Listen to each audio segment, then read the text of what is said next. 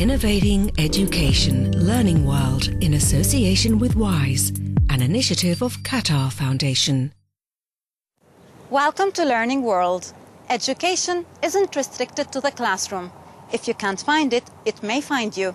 Across the world, there are many children who can't go to school, mainly because of poverty or family circumstances. But there is hope for some. In the Indian state of Orissa, children who scrape a living in railway stations have been given a rare chance to transform their lives.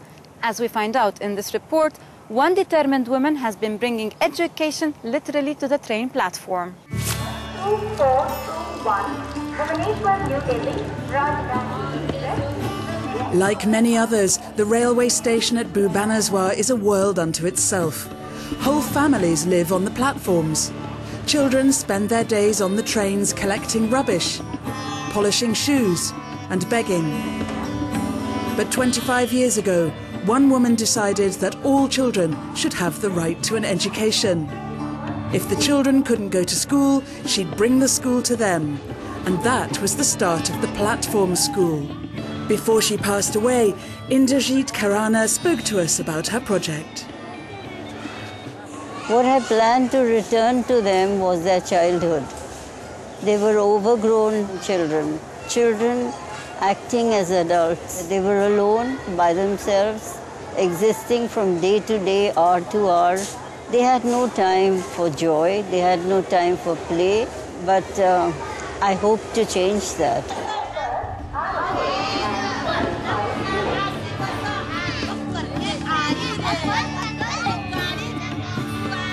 Every day, between 30 and 50 children gather on the platform for their lessons. They sing, they play, and they learn. The Ruchika Social Service Organisation now runs platform schools in 14 stations across the region, teaching around 500 children. I started with 4 students 22 years ago. We teach them not to be exploited, and we try to take them off the streets. Some of them go on studying in government schools. Others manage to work in hotels, become drivers, or start a business.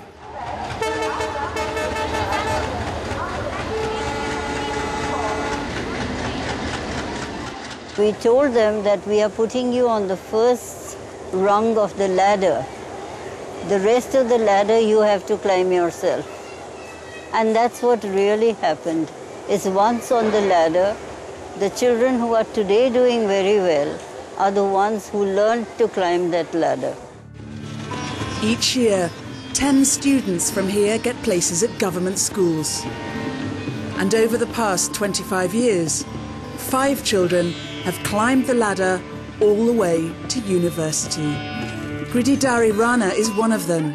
He is doing a science degree and is also teaching here beside the station. I went from station to station and I lived on trains for 7 months. Then I went to the Ruchika shelter. I never stopped studying.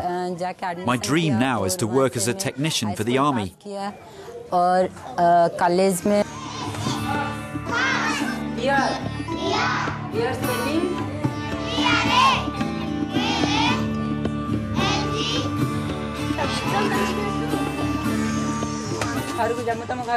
Our next stop is Finland. Pupils there are encouraged to explore the world beyond the classroom for a more enriching education in the natural world. Let's find out how Finnish students are branching out. Today, these children are having lessons outside in the woods. This is Finland, of course, so here there are always woods nearby, even in the suburbs of Helsinki.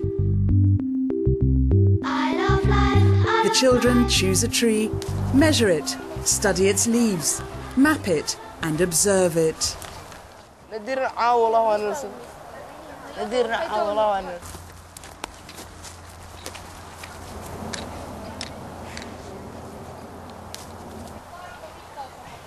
Back in the classroom, their discoveries are discussed and written down.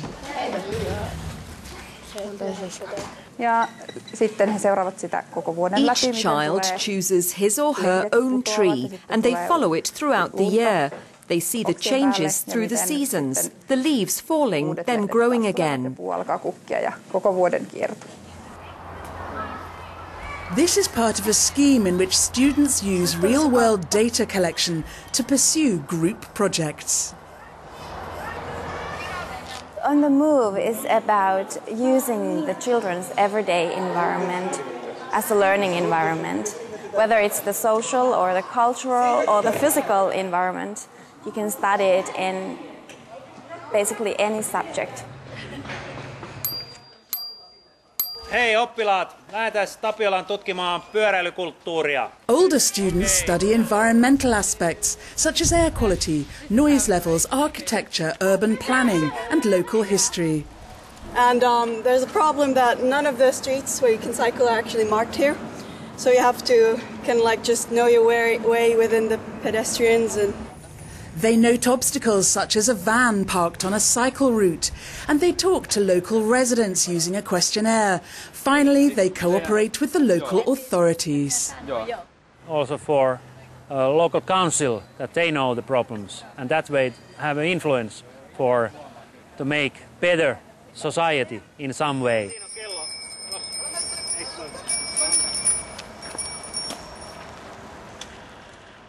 And finally to Tanzania, where some nomadic children now have the opportunity to get their education on the move. And all it's down to the hard work and skills of an organization with a positive attitude, appropriately called Yes Development.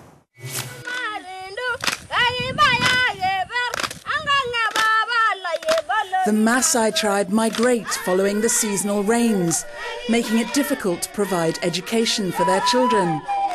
But here, nearly 200 kilometers west of Dar es Salaam, they've come up with an innovative solution. A local NGO called Yes Development has opted for a mobile approach, using teachers recruited from the tribe who use bicycles to take their teaching materials wherever the Masai go.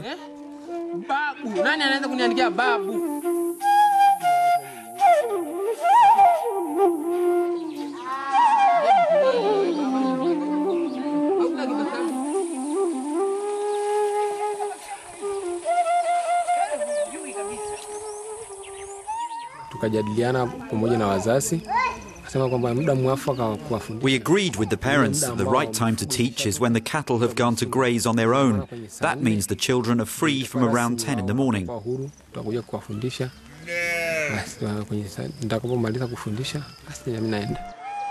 The teachers also educate any adults who've missed out and want to catch up.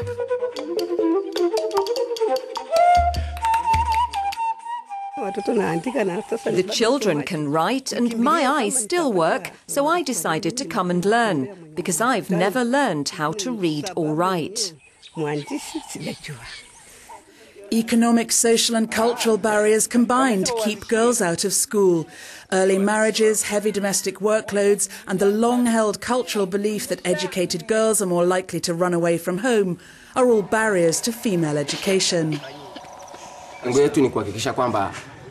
Our primary aim is to ensure girls from Masai communities get education, even allowing for their nomadic lifestyle.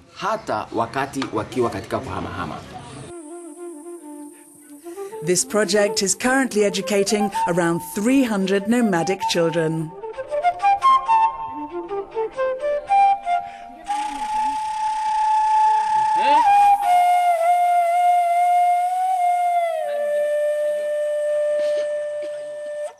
If you have enjoyed our program and you would like to watch it or any other episodes again, you can find us online at euronews.net/learningworld. And don't forget, we will be back next week with more inspiring stories from the world of education. Learning World in association with WISE, an initiative of Qatar Foundation.